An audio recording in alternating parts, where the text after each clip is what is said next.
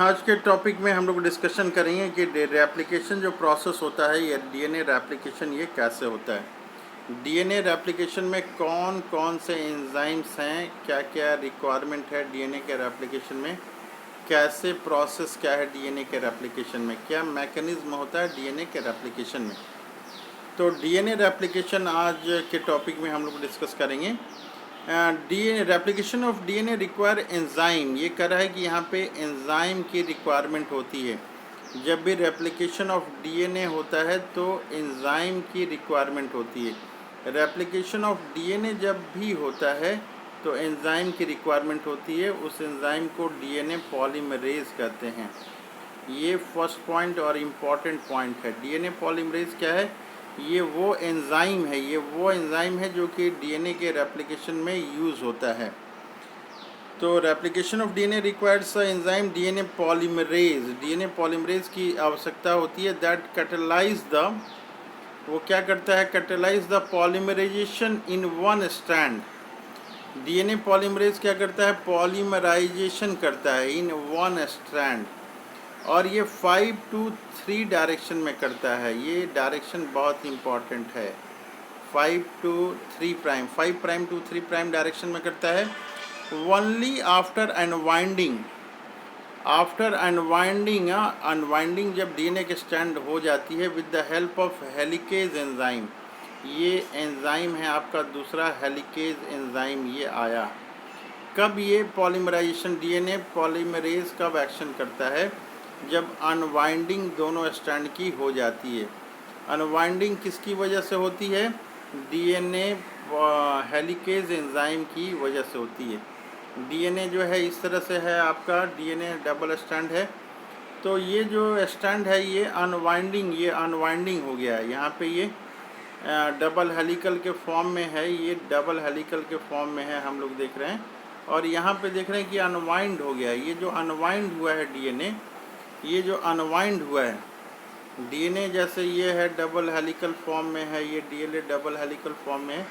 तो ये क्या करता है? ये अनवाइंड हो गया, ये अनवाइंड हो गया यहाँ पे। तो ये डीएनए हेलिकेज एंजाइम जो है, हेलिकेज यहाँ पे ये मदद कर रहा है। तो हम लोगों ने देखा है कि दो अभी तक कि एक जो है डीएनए पॉलीमरेज की ज़रूरत है और दो रेप्लिकेशन के लिए, और दूसरा जो है हेलिकेज एंजाइम की ज़रूरत है। हेलिकेज क्या कर रहा है? ये अनवाइंडिंग कर रहा है डीएनए के स्ट्रैंड को। तो डीएनए पॉलीमरेज और हेलिकेज दो चीज़ अभी तक हम लोगों ने देखा। आगे बता रहा है कि सो रेप्लिकेशन इन वन स्ट्रैंड, ये जो रेप्लिकेशन होता है ये पॉलीमराइजेशन जब भी करेगा वो 5 to 3 प्राइम डायरेक्शन में होगा, 5 to 3 प्राइम डायरेक्शन में होगा।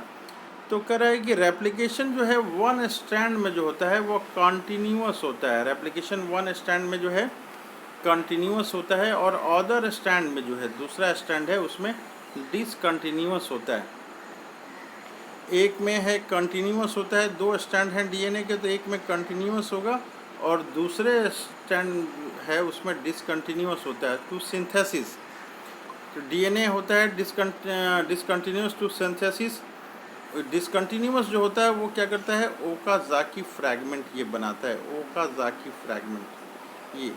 और ये Okazaki fragment that are joined together by the enzyme DNA ligase, ये डीएनए लाइगेज एंजाइम से ये आपका फिर बाद में जुट जाता है। तो हम लोग देखें कि अभी तक डीएनए रेप्लिकेशन में 3 एंजाइम की ज़रूरत है, अभी तक हम लोग देख रहे हैं।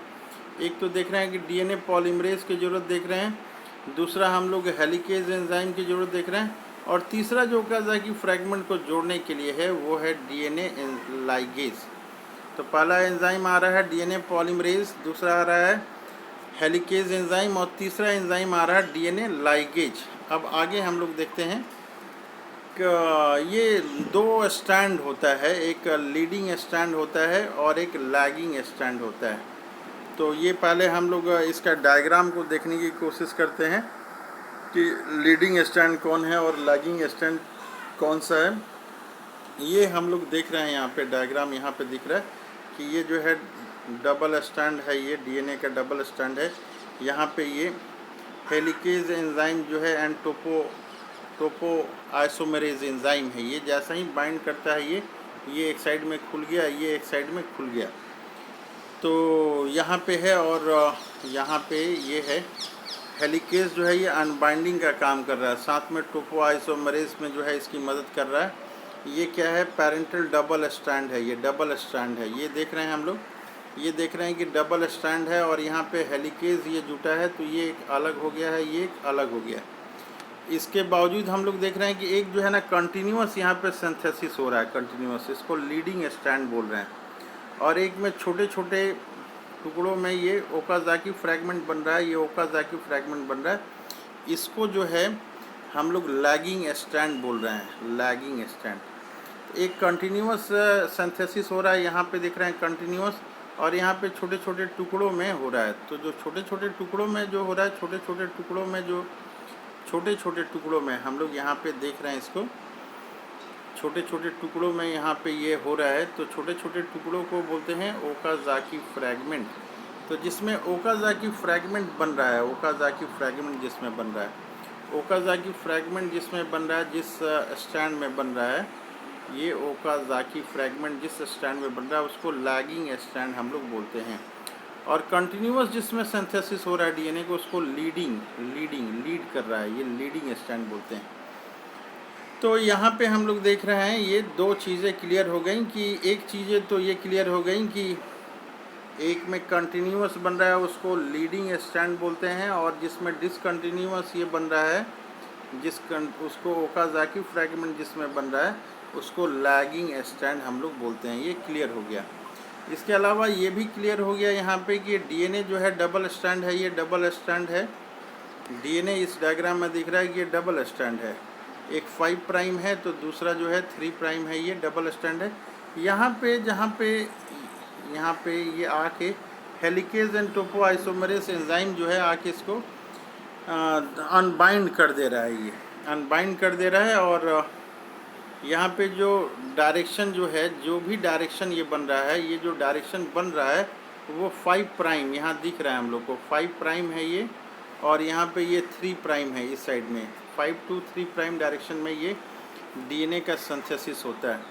ये जो ओकाज़ाकी फ्रैगमेंट है ये छोटे छोटे फ्रैगमेंट में ये बन रहा है यहाँ पे, ये भी 5 प्राइम to 3 प्राइम ये यहाँ पे बन रहा है, ये भी 5 प्राइम to 3 प्राइम ये बन रहा है। बाद में ये डीएनए लाइगेज एंजाइम की मदद से ये जुड़ जा रहे हैं। जब डीएनए का रेप्लिकेशन होता है तो ये वाई टाइप में जो फॉर्क बन रहा है इसको रेप्लिकेशन फॉर्क कहते हैं, इसको रेप्लिकेशन फॉर्क कहते हैं। इस चीज़ को ध्यान देना है। और जब भी लीडिंग स्टैंड ये बन रहा है, लीडिंग स्टैंड जो है इसमें सबसे पहले आरएनए प्राइमर आता है, आरएनए प्राइमर आएगा तभी जो है ये आपका दूसरा जो है ये स्टैंड ये बनता है। तो आरएनए प्राइमर का अपना महत्व है, आरएनए प्राइमर हम लोग इसको ज़रूर दिखाएंगे। यहाँ पे भी देखिए लैगिंग स्टैंड में भी जो है आरएनए प्राइमर बना है, आरएनए प्राइमर बना है तभी ये ओकाज़ाकी फ्रैगमेंट इस पर ये बने हैं। दूसरे डायग्राम में हम लोग देख रहे हैं, दूसरे डायग्राम में देख रहे हैं यहाँ पे कि ये कंटिन्यूअस है, ये यहाँ पे आरएनए प्राइमर यहाँ पे है, और ये डिसकंटिन्यूअस ये दिखा रहा है, ये न्यू स्टैंड जो बने हैं ये, और ये जो है एक ओल्ड स्टैंड है। तो ओवरऑल डायरेक्शन ऑफ रेप्लिकेशन ये दिखा रहा है, ये जो एरो है ये डायरेक्शन ऑफ रेप्लिकेशन दिखा रहा है। तो ये डायग्राम हम लोगों ने देखा, यहाँ पे डायग्राम में हमें दो तरह के स्टैंड दिखा, एक जिस पे कंटिन्यूअस बन रहा है और एक में जिसमें डिसकंटिन्यूअस बन रहा है। तो डिसकंटिन्यूअस वाला लैगिंग है और कंटिन्यूअस वाला लीडिंग स्टैंड है, ये हम लोग को देखना है।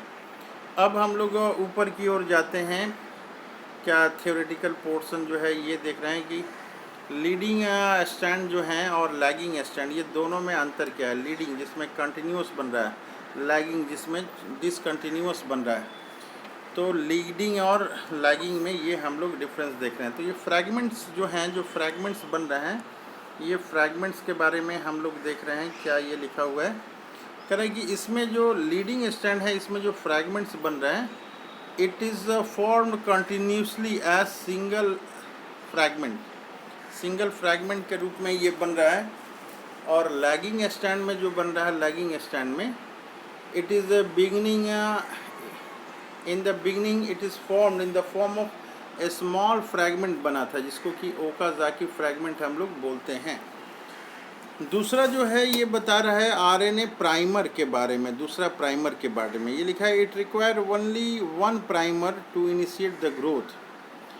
और यहाँ पे लैगिंग स्टैंड बता रहा है कि every fragment required separate RNA primer. यहाँ पे एक ही आरएनए प्राइमर की ज़रूरत है, यहाँ पे वन आरएनए प्राइमर।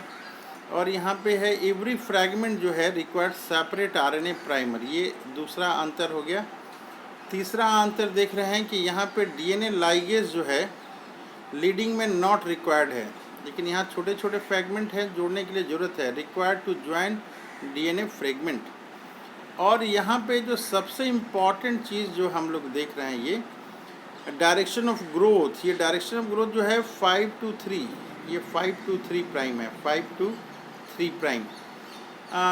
यहाँ पे लैगिंग में हम लोग देख रहे हैं to complete stand it is 3 prime to 5 prime ये है, लेकिन however for the Okazaki fragment जो बन रहा है वो 5 to 3 प्राइम में ही बन रहा है। स्टैंड जो है वह स्टैंड है, कंप्लीट स्टैंड जो है वो तो 3 to 5 प्राइम डायरेक्शन में है, लेकिन ओकाज़ाकी फ्रैगमेंट जो बन रहे हैं वो 5 प्राइम to 3 प्राइम डायरेक्शन में ही बन रहे हैं। तो इस तरह से हम लोग को ये देखना है कि जो रेप्लिकेशन प्रोसेस हो रहा है, रेप्लिकेशन प्रोसेस में कम से कम हम लोग जो देख रहे हैं यहाँ पे क्या क्या रिक्वायरमेंट है। एक तो डीएनए पॉलीमरेज की रिक्वायरमेंट है, ये डीएनए का स्टैंड है, ये डीएनए का जहाँ पे डीएनए पॉलीमरेज आएगा वहाँ से ये रेप्लिकेशन ये स्टार्ट हो जाएगा, वहाँ पे रेप्लिकेशन फॉर्क वहीं से ये बन जाएगा। हेलिकेज जो है वो मदद करेगा इसमें। दूसरा हेलिकेज एंजाइम की ज़रूरत है और ओकाज़ाकी फ्रैगमेंट को जोड़ने के लिए डीएनए लाइगेज की ये ज़रूरत है। तो इस तरह से हम लोग देख रहे हैं, इसके डायग्राम को हम लोग बार बार देखेंगे। ये डायग्राम यहाँ पे है जहाँ पे ये डीएनए का स्टैंड, अगर ये डीएनए का स्टैंड है इस तरह से, ये यहाँ पे डीएनए पॉलीमरेज अगर आ गया तो वहीं से जो है ये स्टैंड बनना ये शुरू हो जाता है। और हेलिकेज जो है इसको सपोर्ट करता है, हेलिकेज एंड टोपोआइसोमरेज। यहाँ पे ये रेप्लिकेशन फॉर्क वाई टाइप का जो बन गया इसको रेप्लिकेशन फॉर्क कहते हैं। और ये यहाँ पे लैगिंग स्टैंड में जो है डीएनए लाइगेज की ज़रूरत होती है, ओकाज़ाकी फ्रैगमेंट को जोड़ने के लिए लाइगेज की ज़रूरत होती है। तो बार बार इस डायग्राम को हम लोग देखेंगे और ये भी देखेंगे कि ये जो लीडिंग स्टैंड है उसमें डीएनए का जो फॉर्मेशन हो रहा है वो 5 प्राइम to 3 प्राइम में ये डायरेक्शन हो रहा है। और ओकाज़ाकी में जो है 5 प्राइम to 3 प्राइम इसमें भी होता है, लेकिन ओवरऑल डायरेक्शन जो इसका होता है वो 3 to 5 प्राइम होता है। तो डायग्राम को बार बार प्रैक्टिस करेंगे हम लोग, बार बार प्रैक्टिस करने से इम्प्रूवमेंट होने की चांसेस होती है।